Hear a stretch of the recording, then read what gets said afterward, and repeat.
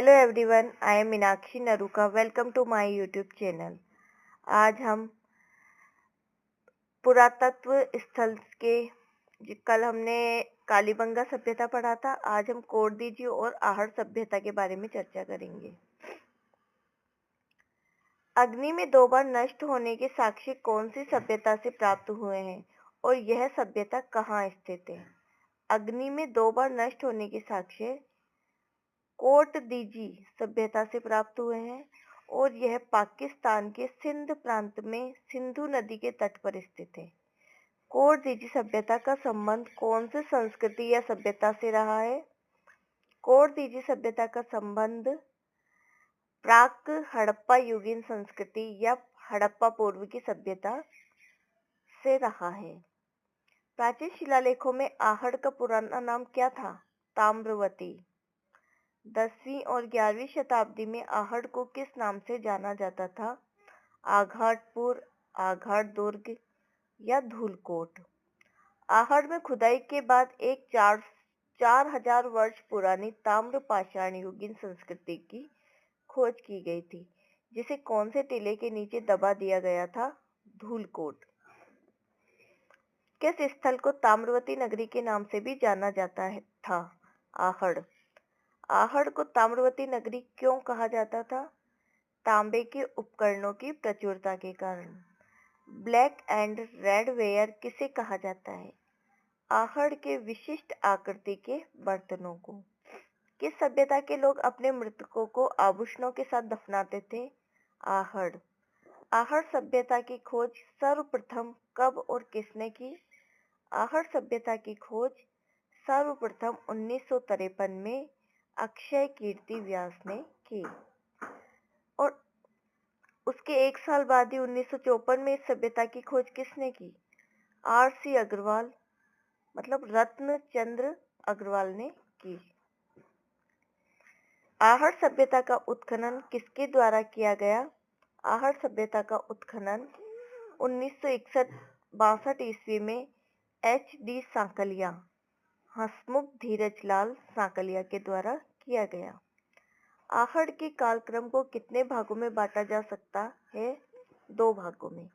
आहड़ के 2 कालखंड कौन कौन से हैं? पहला तो कालखंड है ताम्रयुगीन सभ्यता और दूसरा कालखंड है लोहयुगीन सभ्यता। आहड़ सभ्यता कहाँ स्थित है? उदयपुर के बनास बेसिन में। आहड़ सभ्यता कौन सी नदी के किनारे स्थित है? आयड या बेडच नदी के किनारे। राजस्थान की कौन सी सभ्यता बनास, बेडच, गंभीरी और कोठारी नदियों के तटों और घाटियों में फैली हुई थी? आहड़। किस सभ्यता या संस्कृति को बनास संस्कृति भी कहा जाता है? आहड़। डॉक्टर गोपीनाथ शर्मा ने आहड़ सभ्यता का समृद्ध काल क्या बताया है? 1900 ईसा पूर्व से 1200 ईसा पूर्व। राजस्थान की आहड़ बनास संस्कृति के प्रमुख स्थल कौन कौन से हैं? गिलुंड, ओजियाना, बालाथल। आहड़ वासियों का प्रमुख व्यवसाय क्या था? तांबे के अयस्क को गलाना और उनसे वस्तुएं बनाना। आहड़ सभ्यता में तांबा भी पिघलाया जाता था।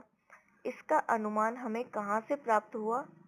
आहड़ में प्राप्त भट्टी नुमा चूल्हे से। आहड़ सभ्यता से प्राप्त मकानों की दीवारें कैसी थी? आहड़ सभ्यता से प्राप्त मकानों की दीवारें धूप में सुखाई हुई ईंटों से निर्मित, पत्थरों और मिट्टी से निर्मित थी। आहड़ सभ्यता में छत का निर्माण कैसे होता था? बांस और केलू से। आहड़ के भवनों की नींव कौन से रंग के पत्थर से निर्मित थी? आहड़ सभ्यता के जो भवनों की नींव थी वो काला पत्थर या शिष्ट पत्थर से निर्मित थी। गोरे और कोठे किसे कहा जाता है? अनाज रखने के बड़े मृद भांड को गोरे और कोठे कहा जाता है। आहड़ के विशिष्ट आकृति वाले बर्तनों को क्या कहा जाता है? काले व लाल रंग के मृद भांड, ब्लैक एंड रेड वेयर। कृष्ण लोहित मृद भांड। कृष्ण मतलब काले, लोहित मतलब लाल रंग के मृद भांड। आहड़ सभ्यता में कौन सी फसल का उत्पादन होता है? गेहूं, ज्वार और चावल। आहड़ के उत्खनन से प्राप्त कौन सी सामग्री बाह्य संपर्कों का संकेत देती है? लेपिस लाजुली, जो कि ईरान में भी प्राप्त हुआ है। आहड़ सभ्यता के लोग किस धातु से परिचित नहीं थे? चांदी। आहड़ सभ्यता के लोग तांबा, टिन और लोहा के बारे में जानते थे। आहड़ सभ्यता से हमें क्या क्या प्राप्त हुआ है? आहड़ सभ्यता से हमें दो या 3 मुंह का चूल्हा प्राप्त हुआ है। बलुआ पत्थर का सिलवट्टा मिला है। घर में एक साथ 6 चूल्हे मिले हैं। तांबे के साथ लोहे के उपकरण मिले हैं। लाल व काले रंग के मृदभांड, जिन पर सामान्यतया सफेद रंग से ज्यामितीय आकृतियां उकेरी गई है। धातु का काम आहड़ वासियों की अर्थव्यवस्था का एक साधन था।